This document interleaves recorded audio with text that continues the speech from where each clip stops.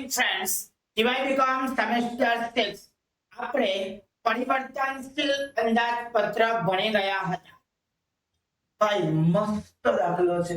યુનિવર્સિટીમાં 4 થી 5 વખત પૂછાઈ ચૂકેલ દાખલો છે. ધ્યાન આપજો. ઇન્ડિયન પ્લાસ્ટિક લિમિટેડ 2019 ના પ્રથમ 3 માસની માહિતી આપે છે. તેના પરથી આપણે પરિવર્તનશીલ અંદાજપત્ર તૈયાર કરવાનો છે. છોકરાઓ આપણને સ્થિર ખર્ચા આપી દીધા છે. સ્થિર ખર્ચામાં કયા આપ્યા છે? ઓફિસ પગાર આપ્યો છે, ભાડું અને વેરા આપ્યા છે, મશીનરીનો ઘસારો આપ્યો છે, પરચુરણ ઓફિસ ખર્ચ આપ્યા છે. આ બધાનો સરવાળો છોકરાઓ 1,49,500 આપી દીધો છે. કેટલો? 1,49,500 કોનો ખર્ચો? સ્થિર ખર્ચનો. ચાલો ત્યારબાદ અર્ધ પરિવર્તનશીલ ખર્ચા જે 50% ની ઉત્પાદન શક્તિ આપ્યા છે. કયા કયા ખર્ચ છે?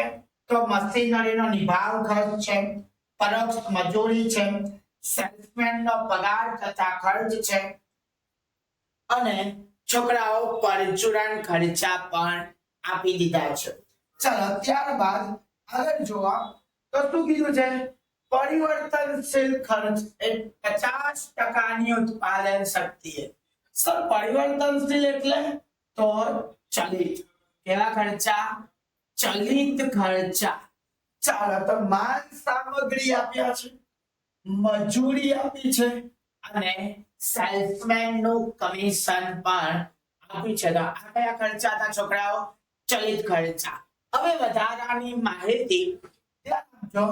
અર્ધ પરિવર્તનશીલ ખર્ચ 40% અને 70% ઉત્પાદન શક્તિ વચ્ચે છોકરાઓ કેવો? એક સરખો રહે છે. એટલે કે આપણે જે ઉત્પાદન નો અંદાજ કર્યો છે એમાં 40 થી લઈને 70% સુધી કેવો રહેશે? અર્ધચલિત ખર્ચા એક સરખા રહેશે. એમાં કોઈ પણ પ્રકારનો ફેરફાર જોવા મળતો નથી.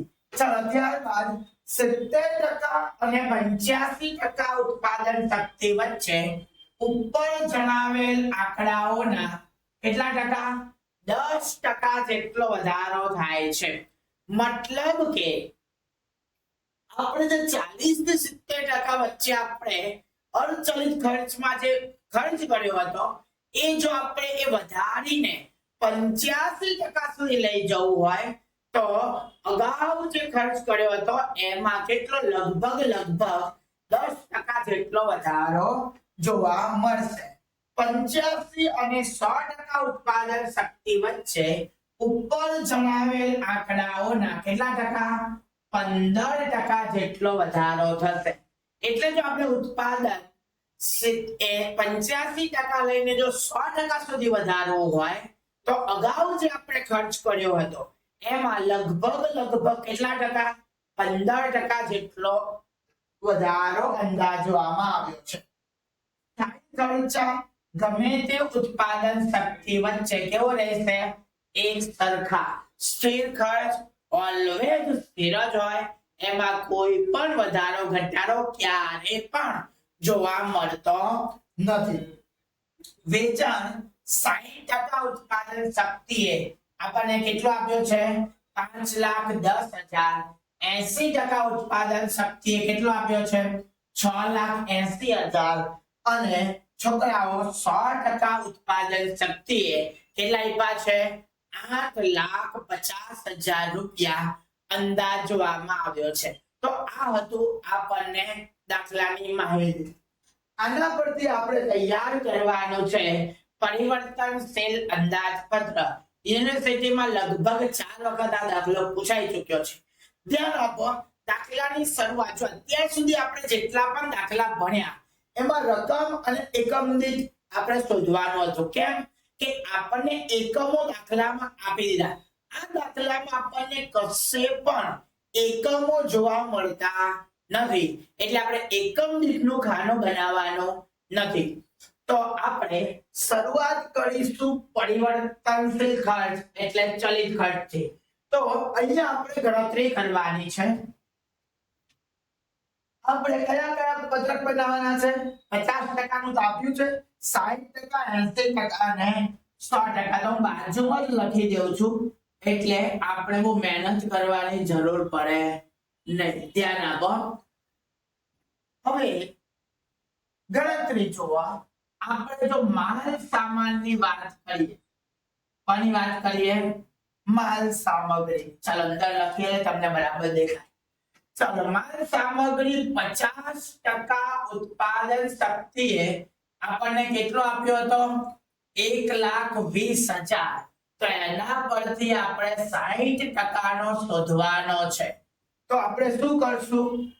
ચાલો ગણતરી કરીએ. 60 ગુણ્યા 1,20,000 ભાગ્યા 50 તો કેટલું આવશે? 1,44,000. ખબર પડી ગઈ? એ જ રીતે આપણે મજૂરીમાં કરવાનું છે, એ જ રીતે સેલ્સમેનના કમિશનમાં કરવાનું છે. અહીંયા ગણતરી કરશું, પાછા પત્રકમાં ગણતરી કરશું. બે વખત મજૂરી થોડી કરશું. ચાલો ધ્યાન આપો. તો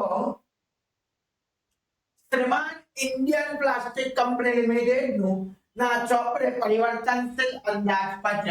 તો પહેલા આપણે કયા ખર્ચની ગણતરી કરવાની છે? ચલિત ખર્ચા.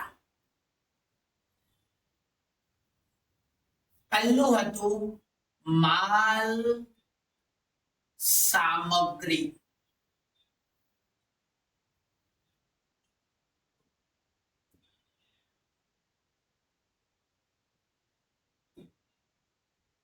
ચાલો ધ્યાન આપો.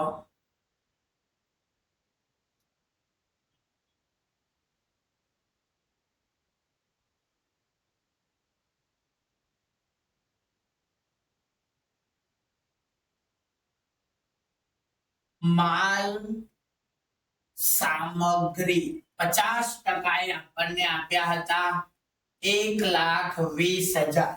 જે આપણે 60% કેટલા ગોતી લીધા? 1,44,000. ચાલો હવે આગળ જો ગઈએ. 80 ગુણ્યા 1,20,000 ભાગ્યા 50 તો 80% માં કેટલા આવશે? 1,92,000. અને 100% માં તો સીધા ડબલ થશે એટલે કેટલા? 2,40,000. તો છોકરાઓ આ વાત હતી માલ સામગ્રીની. ચાલો એના પછી આગળ જોઈએ તો શું આપ્યું છે? મજૂરી. કેટલા છે? 50% એ 1,28,000. ચાલો આગળ જોવા મજૂરી. તો 1,28,000. તો 50% એ 1,28,000 હોય તો 60 કેટલા થશે? 1,53,600. કેટલા થશે? 1,53,600. ચાલો એવી જ રીતે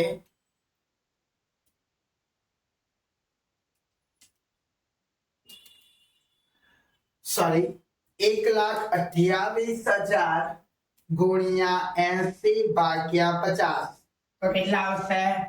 2,04,800. અને ત્યારબાદ 100% એ કેટલા આવશે?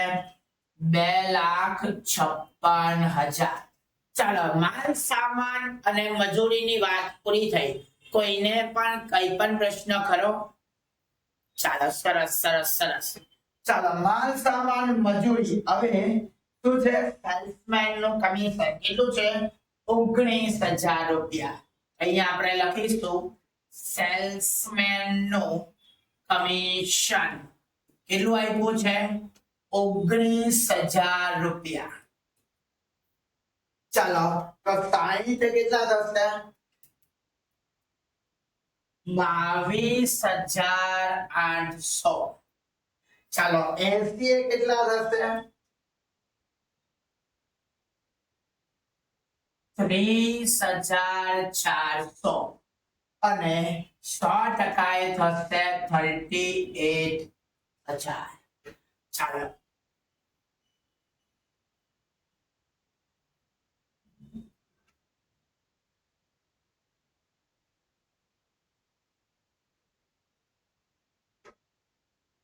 અહીંયા આપણે લખીશું કુલ ચલિત ખર્ચ, એને હું એ નામ આપી દઉં છું.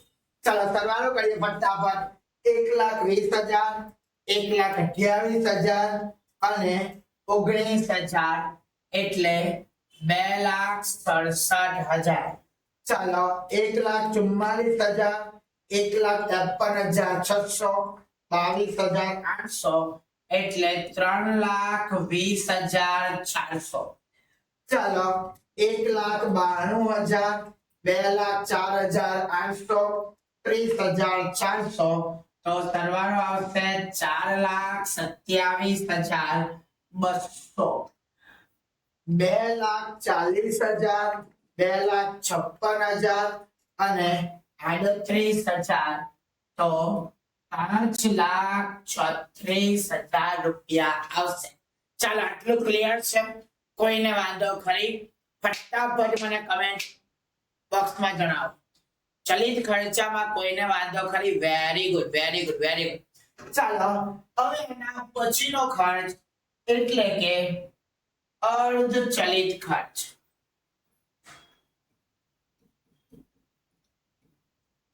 અર્ધ ચલિત ખર્ચા. ચાલો તો અર્ધ ચલિત ખર્ચની વાત કરીએ.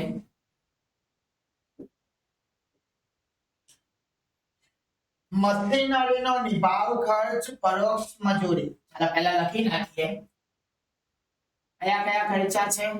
મશીનરીનો નિભાવ ખર્ચ, ત્યારબાદ પરોક્ષ મજૂરી, પછી આપ્યું છે સેલ્સમેન નો પગાર અને પરચુરણ ખર્ચ. સેલ્સમેન નો પગાર અને છેલ્લે આપેલું હતું પરચુરણ ખર્ચા. ઓકે ચાલો તો રકમ લખીએ. 12,500, 49,500, 14,500, 12,500, 49,500 અને કેટલા? 13,000 રૂપિયા. ચાલો હવે ધ્યાન આપજો છોકરાઓ. હવે આપણને પહેલો હવાલો શું કીધો છે? ધ્યાન આપો. અર્થ પરિવર્તનશીલ ખર્ચ 40% થી લઈને 70% વચ્ચે કેવો રહેશે? એક સરખો રહેશે. કેવો? એક સરખો રહેશે. એ 40 થી લઈને જો 70% સુધી આપણે ઉત્પાદનનો અંદાજ રાખવાનો હોય તો અર્ધ ચલિત ખર્ચમાં કોઈ પણ પ્રકારનો ફેરફાર જોવા મળતો નથી. તો આપણે સીધું કઈ પણ બુદ્ધિનો ઉપયોગ કર્યા વગર લખી દેવાનું છે 12,500, 49,500, 14,500 અને કેટલા? 13,000 રૂપિયા. ચાલો આટલું ક્લિયર છે? કોઈને વાંધો ખરી? Yes ya no? Okay very good, very good. ચાલો આગળ જુઓ. 85% સોરી 70 અને 85% ઉત્પાદન વચ્ચે કેટલો? 10% જેટલો વધારો થાય છે. મતલબ અગાઉ આપણે જે ખર્ચ કર્યો હતો એ જો આપણે વધારીને એટલે કે 70% થી વધારીને 85% સુધી જવું હોય તો અગાઉ જે ખર્ચ કર્યો હતો એમાં લગભગ છોકરાઓ 10% જેટલો વધારો જોવા મળશે. ચાલો આપણે વધારો બતાવવાનો નથી, સીધો લખી દેવાનો છે. 12,500 પ્લસ 10% તો કેટલા આવશે? 13,750. પછી 49,500 પ્લસ 10% તો કેટલા આવશે? 54,450. ત્યારબાદ 14,500 પ્લસ 10% તો કેટલા આવશે? 15,950 અને 13,000 પ્લસ 10% તો કેટલા આવશે? 14,300. કેટલા આવશે? 14,300. તો આ બીજો હવાલો પણ પૂર્ણ થયો. હવે આગળ જોઈએ 85% અને 100% વચ્ચે ઉપર જણાવેલ આંકડાઓના કેટલા ટકા 15% જેટલો વધારો થાય છે એનો મતલબ એવો થયો કે આપણે હાલ કઈ સપાટી પર છે 85%. જો આપણે ઉત્પાદનનો અંદાજ 100% સુધી લઈ જવો હોય તો આપણે અગાઉ જે ખર્ચ કર્યો છે એમાં લગભગ કેટલો 15% જેટલો વધારો કરવો પડશે. ચાલો ફટાફટ આપણે વધારો કરીએ. કેટલો વધારો? તો 12,500 પ્લસ 15% એટલે આવશે 14,375 રૂપિયા. 49,500 પ્લસ 15% આવશે 56,925 રૂપિયા. ચાલો 14,500 પ્લસ 15% તો આવશે 16,675 રૂપિયા અને 13,000 પ્લસ 15% તો આવશે 14,950. કેટલા? 14,950. આ વાત હતી કોની? અર્ધચલિત ખર્ચા. એટલે હવે આપણે આમાં લખીશું કુલ અર્ધચલિત ખર્ચ. એને આપણે બી કહી દઈશું. ચાલો ફટાફટ સરવાળો કરીએ. 12,500 49,500 14,500 અને 13,000.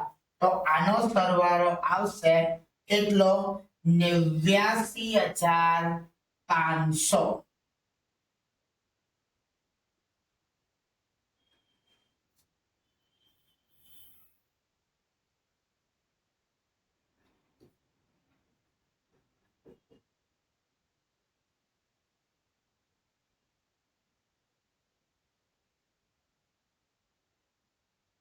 ચાલો 12 ચાલો આપણને 89,500 જ આવશે. આમાં કોઈ વધારો ઘટાડો નથી. 13,750 54,450 15,950 અને 14,300. તો કેટલો આવશે? 98,450. ચાલો 14,375 56,925 16,675 અને 14,950.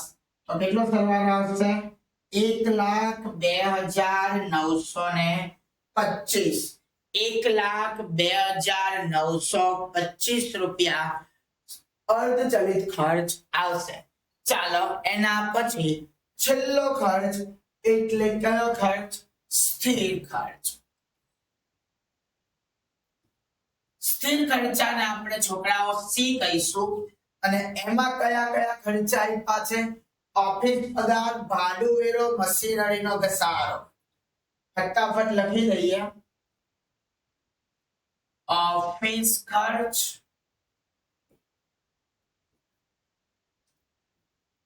ભાડું અને વેરા.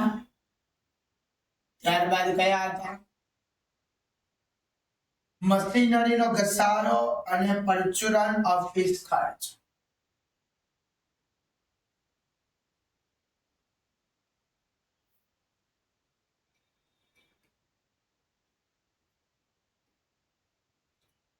મશીનરીનો ઘસારો અને છેલ્લે કયું હતું? પરચુરણ ખર્ચા. ચાલો ફટાફટ રકમ લખીએ. 42,000 28,000 35,000 42,000 ભૂલાઈ ગયું સોરી 28 35 44 500 28,000 35,000 અને 44,500. એકવાર વેરીફાઈ કરી લો કઈ ભૂલ નથી ને? યસ બરાબર છે. ચાલો હવે આપણે હવાલો જો કે વાંચવો નહીં જોઈએ છતાં વાંચી લઈએ કે સ્થાયી ખર્ચ ગમે તે શક્તિએ કેવો રહેશે? સરખો. ચાલો તો આપણે કોઈ પણ મગજનો ઉપયોગ કરવાનો નથી, દરેક સપાટી કેવા રાખવાના છે, સીધા. એમ પણ આપણું મગજ ઓછું ચાલતું હોય, બહુ ઉપયોગ કરવાની જરૂર નથી. 44,500. ચાલો 42,000, 28,000, 35,000 and 44,500. ચાલો 42,000, 28,000, 35,000 અને 44,500. અને આને કહેવાશે કુલ સ્થિર ખર્ચા. શું કહેવાશે? કુલ સ્થિર ખર્ચા. ચાલો ફટાફટ આપણે ગણતરી કરીએ. 42,000, 28,000, 35,000 અને 44,500 એટલે આવશે 1,49,500, 1,49,500, 1,49,500 અને 1,49,500. ચલો છોકરાઓ, ચલિત ખર્ચા, અચલિત ખર્ચા અને સ્થિર ખર્ચા પૂરા થયા. કોઈને કઈ પણ વાંધો ખરી? ફટાફટ મને કમેન્ટ બોક્સમાં આન્સર આપો. Okay okay okay, very good very good very good. ચાલો તો હવે આપણે શોધીશું કુલ પડતર. કુલ પડતર કેવી રીતે શોધાશે? A plus B plus C.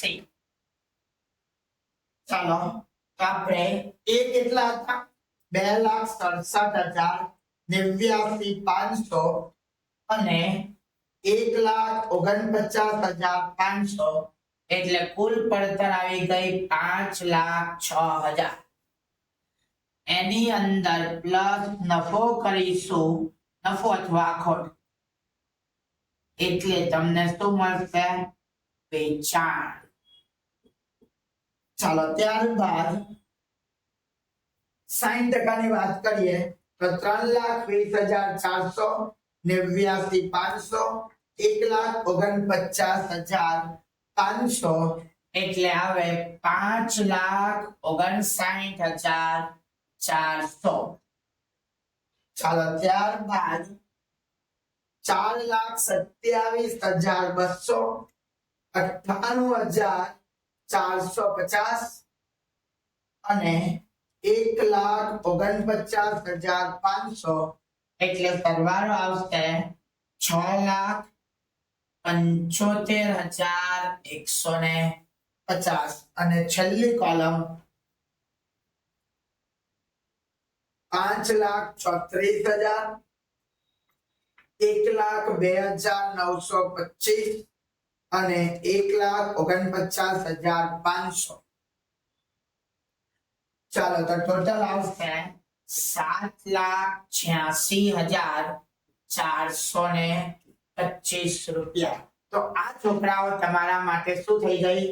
કુલ પડતર.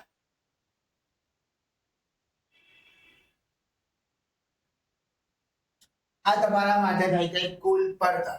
હવે ધ્યાન આપો, દાખલાની અંદર નફો કે ખોટ આપ્યું છે તો આ રહ્યું. જો 60% એ 5,10,000, 80% એ 6,80,000 અને 100% એ 850. તો ગુજરાતીમાં બોલું તો 50% એ કોઈ માહિતી આપી નથી, એટલે પડતર એ જ એનો શું બનશે? વેચાણ બનશે. એટલે નહીં નફો નહીં નુકસાનની સ્થિતિ હાલ જોવા મળશે. ચાલો એના પછી કેટલું? 60% એ 5,10,000. તો આપણે અહીંયા વેચાણમાં લખીશું 5,10,000. હવે ટોટલ ખર્ચ થઈ ગયો 5,59,400 અને વેચાણ માત્ર કેટલું થયું? 5,10,000. તો કેટલા? 49,400 રૂપિયાની શું થઈ? ખોટ. કારણ કે ખર્ચ થયો એટલે કુલ પડતર 5,59,400 થયો અને એની સામે વેચાણ માત્ર કેટલું? 5,10,000 થયું. ચાલો એના પછી 80% વેચાણ કેટલું છે? 6,80,000 રૂપિયા. કેટલું? 6,80,000 રૂપિયા. તો 6,80,000 માંથી 6,75,150 બાદ કરો તો પાત્રો નફો જોવા મળ્યો કેટલો? 4,850 રૂપિયા. ચાલો એના પછી કેટલા છે? 8,50,000 રૂપિયા. તો 100% એ 8,50,000 રૂપિયા નફો છે. તો 8,50,000 માઇનસ 7,86,425. તો હવે આપણો નફો વધીને કેટલો? 63,575 રૂપિયા થશે. તો અહીંયા આપણો ઇન્ડિયન પ્લાસ્ટિક લિમિટેડ નામનો દાખલો પૂરો થાય છે. કોઈને કંઈ પણ ડાઉટ હોય તો તમે મને પર્સનલમાં કમેન્ટ બોક્સમાં ગમે ત્યાં તમે મને પૂછી શકો છો. તમે જોઈ શકો છો અહીંયા મારો નંબર તમને જોવા મળશે. ચલો હું તમને સેન્ટર સ્ક્રીન બતાવી દઉં. આ મારો પર્સનલ નંબર છે, એમાં તમે મને મેસેજ કરી શકો છો. કંઈ પણ તમને ડાઉટ હોય, એક્ઝામ રિલેટેડ ડાઉટ હોય, ટાઈમ ટેબલ ને લગતો ડાઉટ હોય કે દાખલાનો કંઈ પણ ડાઉટ હોય, કંઈ પણ પૂછવું હોય તો તમે અહીંયા પૂછી શકો છો. આવનારા 24 કલાકની અંદર અમે આનું સોલ્યુશન તમને મોકલી આપીશું. ઓકે, તો હવે આપણે નવા લેક્ચરમાં મળીશું. ત્યાં સુધી જય હિન્દ, જય ભારત, ગુડ નાઇટ.